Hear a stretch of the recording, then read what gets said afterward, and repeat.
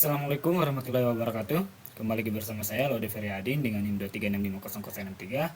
Di sini saya akan mengajarkan tugas mata kuliah struktur data, yaitu menjelaskan program Java menggunakan array di aplikasi NetBeans.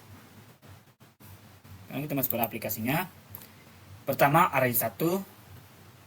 Yang baris pertama ini, baris ini mendefinisikan bahwa kelas array 1 berada dalam paket array 1.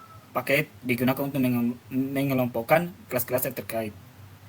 Selanjutnya, baris yang kedua ini mendeklarasikan kelas public array. Satu, kelas ini dapat diakses dari kelas lain yang berada dalam paket yang berbeda. Selanjutnya, baris yang keempat, deklarasi metode main yang merupakan titik awal eksekusi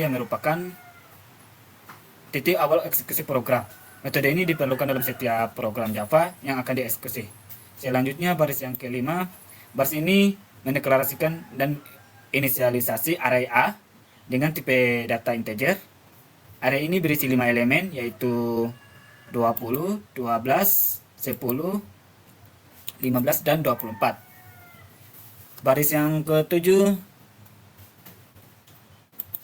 ini baris untuk memulai loop for yang akan berjalan dari I sama dengan 0 hingga I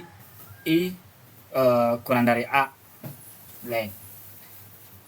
A length ini mengembalikan panjang array A, yaitu 5. Dalam kasus ini, loop ini akan berjalan sebanyak jumlah elemen dalam array, yaitu 5 kali. Selanjutnya, baris yang ke-8. Baris ini pada setiap iterasi penyetaan ini mencetak elemen array A pada indeks I ke konsol. Sistem out print digunakan untuk mencetak dan memindahkan kursus ke baris berikutnya. Baris ke-9, ke-10, ke-12 ini penutup blok for, blok main method, dan blok kelas array. Dan ketika hasilnya di running, 20 adalah elemen pertama dari array indeks 0.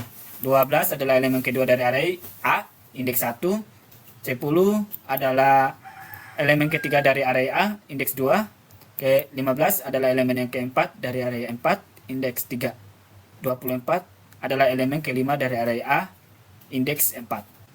Baik, selanjutnya array yang kedua. Baris pertama ini mendefinisikan bahwa kelas array 2 berada di dalam paket array 2. Paket digunakan untuk mengelompokkan kelas-kelas yang terkait. Baris yang kedua ini baris untuk mendeklarasikan kelas publik array 2. Kelas ini dapat diakses dari kelas lain yang berada dalam paket yang berbeda. Baris keempat ini deklarasi metode main yang merupakan titik awal eksekusi program. Metode ini diperlukan dalam setiap program Java yang akan dieksekusi. Selanjutnya, baris yang kelima ini deklarasi dan inisialisasi array C dengan tipe data char. Array ini berisi 5 elemen, yaitu A, B, C, D, dan E. Baris ke-6 ini memulai loop for yang akan berjalan dari I sama dengan 0 hingga I kurang sama dengan 4. Berarti loop ini akan berjalan sebanyak 5 kali karena nilai maksimal I adalah 4. Selanjutnya, baris ke-7 ini pada setiap iterasi penyetaan ini mencetak elemen array C pada indeks I ke konsol. Sistem out print digunakan untuk mencetak dan memudahkan kursor ke baris berikutnya. Baris ke-8, ke-9, ke-10 ini untuk menutup blok. Selanjutnya kita akan running menjalankan programnya. Oke, ini A adalah elemen pertama dari array C indeks 0, B adalah elemen kedua dari array C indeks 1, C adalah elemen ketiga dari array C indeks 2, D adalah elemen keempat dari array C indeks 3, E adalah elemen kelima dari array C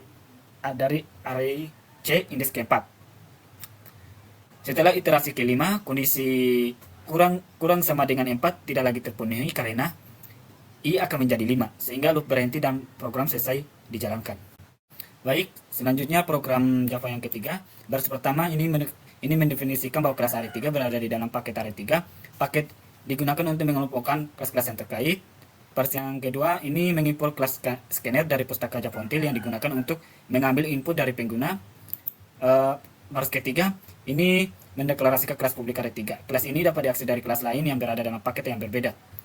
Selanjutnya, Baris ke-5 ini mendeklarasikan metode main yang merupakan titik awal eksekusi program. Metode ini diperlukan dalam setiap program Java yang akan dieksekusi.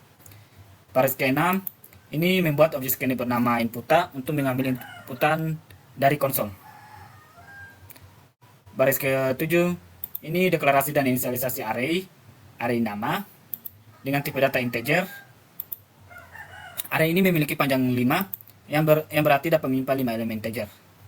Baris ke-9 ini memulai loop for yang akan berjalan dari i sama dengan 0 hingga i kurang dari nama length dan nama length mengembalikan panjang array nama yaitu 5. Dalam kasus ini loop ini akan berjalan sebanyak jumlah elemen dalam array yaitu 5 kali.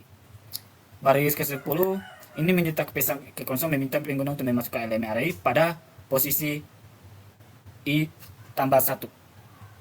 Baris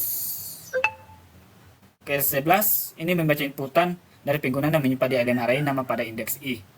Baris ke-12 ini menutup blok for.